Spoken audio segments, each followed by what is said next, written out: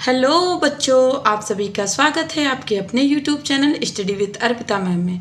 आज की क्लास में हम देखेंगे यूपी एनएमएस एग्ज़ाम 2026-27 क्लास 8 की आज हम यानी 8th क्लास की हम हिस्ट्री को देखेंगे। यहाँ पर इतिहास के टोटल हम 40 प्रश्नों को देखने वाले हैं। आपको बता दूँ कि आपने अगर अभी तक कोई भी प्रैक्टिस सेट नहीं देखा तो हमने 1 से 15 तक प्रैक्टिस सेट कंप्लीट करवा दी, उसको देख लीजिए। और हमने साइंस यानी साइंस का क्या किया, 6, 7 और 8 की साइंस के प्रैक्टिस सेट करवा दिए, जहाँ पर हमने हर एक प्रैक्टिस सेट में 40 प्रश्नों को रखा है। तो आप ये तैयारी कर लीजिए क्योंकि आपकी ये 70 नंबर एग्जाम के लिए बहुत ही इंपॉर्टेंट है। तो आज हम इतिहास के प्रश्नों को देखेंगे। आपको बता दूं कि 40 प्रश्न होने वाले हैं। आपको लास्ट में ये बताना कि आपके 40 में से कितने प्रश्न सही हुए हैं। जैसा कि हम देख रहे हैं कि पिछली क्लास में अर्शिया, अतीफ़ा, जोया और नाजिया, इन बच्चों ने बहुत ही अच्छा जो है आंसर किया और बहुत ही अच्छा इनका स्कोर हुआ। तो चलिए देखते हैं आज की क्लास का पहला प्रश्न। आपको कॉपी पर टिक करना है कि कितने प्रश्न सही हो रहे हैं, कितने गलत हो रहे हैं। उसके बाद डायरेक्ट स्कोर बताना और जो एक प्रश्न हम पूछेंगे उसका आंसर बताना है। तो पहला प्रश्न क्या हो जाएगा कि भारत की खोज करने वाला पहला पुर्तगाली नाविक वास्को डी गामा भारत के कालीकट बंदरगाह पर कब पहुंचा था। तो करेक्ट आंसर क्या हो जाएगा, ऑप्शन बी 1498। अगला प्रश्न क्या है कि लंदन में ईस्ट इंडिया कंपनी की स्थापना के समय भारत का मुगल बादशाह कौन था। तो भारत का मुगल बादशाह कौन हो जाएगा, कहेंगे ऑप्शन बी अकबर। कौन होगा, अकबर होगा। अगला प्रश्न, मुगल बादशाह जहांगीर के दरबार में आने वाला प्रथम अंग्रेज राजदूत कौन था। अब यहाँ कॉन्फ्यूजन कहाँ हो जाएगा, क्या क्या चीज़ आपको देख के कन्फ्यूजन होता है। तो कहेंगे कैप्टन हॉकिंस और सर थॉमस रो, यही दो लोग आते हैं, लेकिन पूछा जाएगा प्रथम तो आप क्या कहेंगे। तीसरे का आंसर हो जाएगा ए कैप्टन हॉकिंस। अगला प्रश्न क्या है कि अंग्रेजों और फ्रांसीसियों के बीच भारत में वर्चस्व के लिए हुए 3 युद्धों को किस नाम से जाना जाता है। तो चौथे का आंसर क्या हो जाएगा, ऑप्शन बी कर्नाटक युद्ध। इसे 7 वर्षीय युद्ध भी कहते हैं क्योंकि ये 7 सालों तक चलता है। अगला प्रश्न क्या है कि प्लासी का प्रसिद्ध युद्ध 23 जून 1757 को होता है, ठीक है। बंगाल के नवाब सिराजुद्दौला और किसके बीच लड़ा गया। तो आपको उस अंग्रेज का नाम बताना है, कहेंगे रॉबर्ट क्लाइव। क्या हो जाएगा correct answer, Robert Clive. Option A यहाँ पर करेक्ट हो जाएगा। अगला प्रश्न क्या है कि बक्सर का युद्ध कब लड़ा गया। बक्सर का युद्ध कब लड़ा गया जिसने भारत में अंग्रेजी सत्ता की नींव को पूरी तरह मजबूत कर दिया। तो करेक्ट आंसर क्या हो जाएगा, सीधे एक प्रश्न क्या है कि बक्सर का युद्ध कब हुआ, क्या कहेंगे 1764। ऑप्शन बी क्या हो जाएगा, ऑप्शन बी। अगला प्रश्न कि बक्सर के युद्ध के बाद 1765 यानी 1764 में युद्ध हुआ और 65 में इलाहाबाद की संधि होती है, पर किसने हस्ताक्षर किए। तो आपको बताना होगा, तो कहेंगे रॉबर्ट क्लाइव और Shah Alam. Option A correct है। अगला प्रश्न कि मैसूर का शेर किसे कहा जाता है जिसकी मृत्यु चतुर्थ आंग्ल मैसूर युद्ध 1799 में हुई थी। तो कहेंगे टीपू सुल्तान। ऑप्शन बी क्या हो जाएगा, ऑप्शन बी। अगला प्रश्न क्या है कि भारतीय, यहाँ पर क्या है, हाँ सही है। अगला देखेंगे कि भारतीय राज्यों को अंग्रेजी साम्राज्य में मिलाने के लिए सहायक संधि प्रथा की शुरुआत किसने की। तो अगर आपने ध्यान दिया होगा तो अभी आंसर कर सकते हैं, कहेंगे लॉर्ड वेलेस्ली। Option B. प्रश्न नंबर 10 क्या है कि विलय नीति या हड़प नीति, इन दोनों को हम एक ही चीज कहते हैं, के तहत भारतीय राज्यों को जबरन ब्रिटिश साम्राज्य में मिलाने वाला गवर्नर जनरल कौन था। कहेंगे लॉर्ड डलहौजी। अगला प्रश्न क्या है कि रेगुलेटिंग एक्ट ब्रिटिश संसद द्वारा कब पारित किया गया। रेगुलेटिंग एक्ट, तो करेक्ट आंसर क्या हो जाएगा, बी 1773। 12 नंबर प्रश्न क्या है कि बंगाल में स्थायी बंदोबस्त भू राजस्व व्यवस्था किसने लागू की। तो 12 का आंसर ए हो जाएगा, लॉर्ड कॉर्नवालिस। अगला प्रश्न कि दक्षिण भारत यानी मद्रास और बम्बई में लागू की गई भू राजस्व व्यवस्था का क्या नाम है। 13 का आंसर सी हो जाएगा, रैयतवाड़ी व्यवस्था।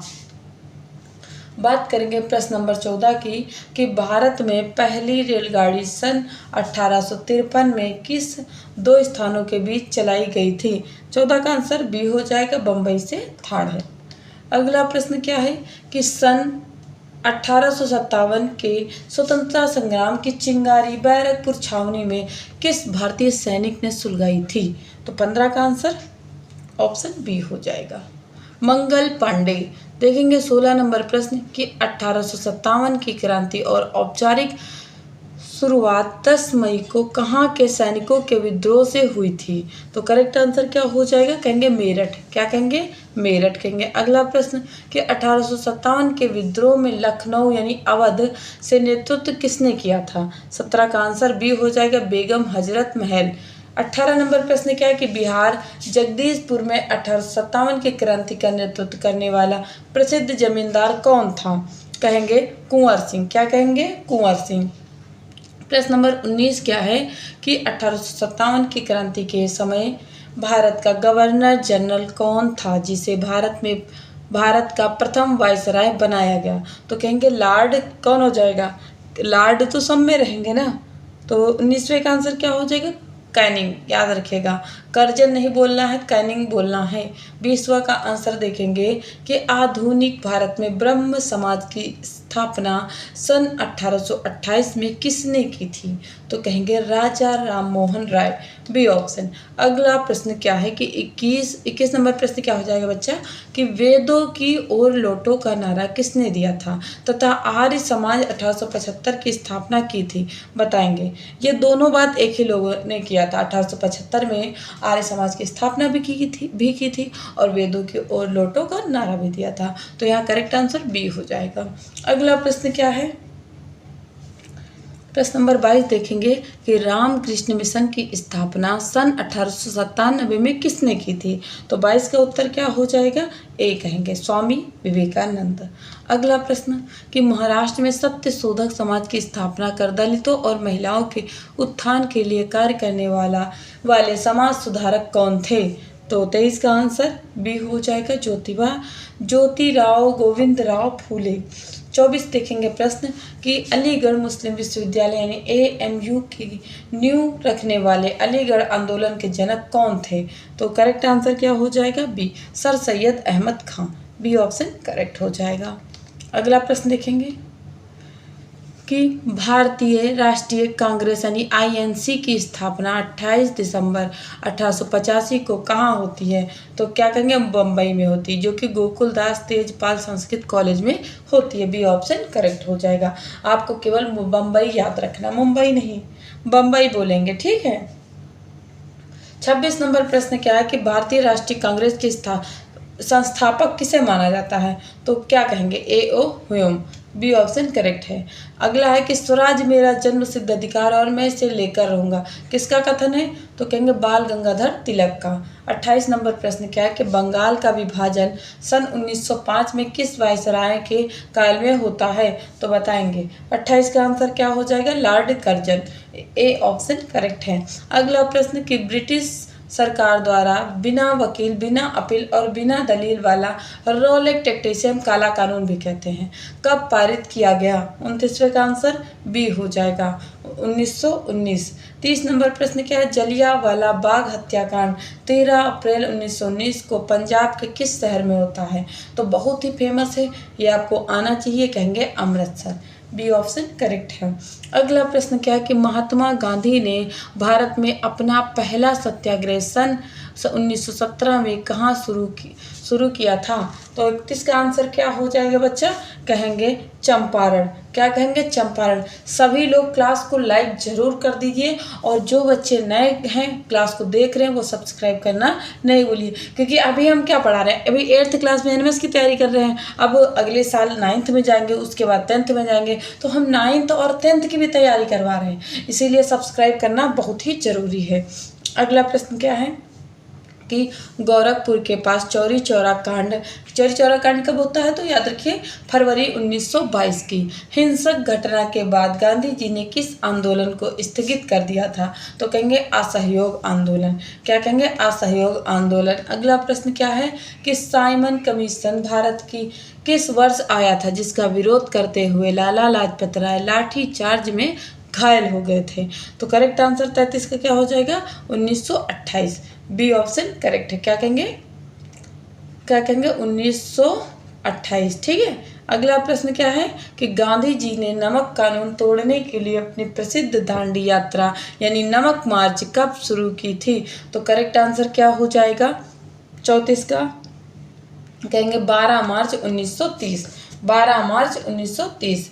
देखेंगे 35 नंबर प्रश्न कि तुम मुझे खून दो मैं तुम्हें आज़ादी दूंगा और जय हिंद, इन दोनों का नारा किसने दिया था? तो याद रखिए दोनों नारा सुभाष चंद्र बोस ने दिया था। 36 नंबर प्रश्न क्या है कि वर्ष 1942 के भारत छोड़ो आंदोलन के दौरान महात्मा गांधी ने कौन सा प्रसिद्ध नारा दिया था?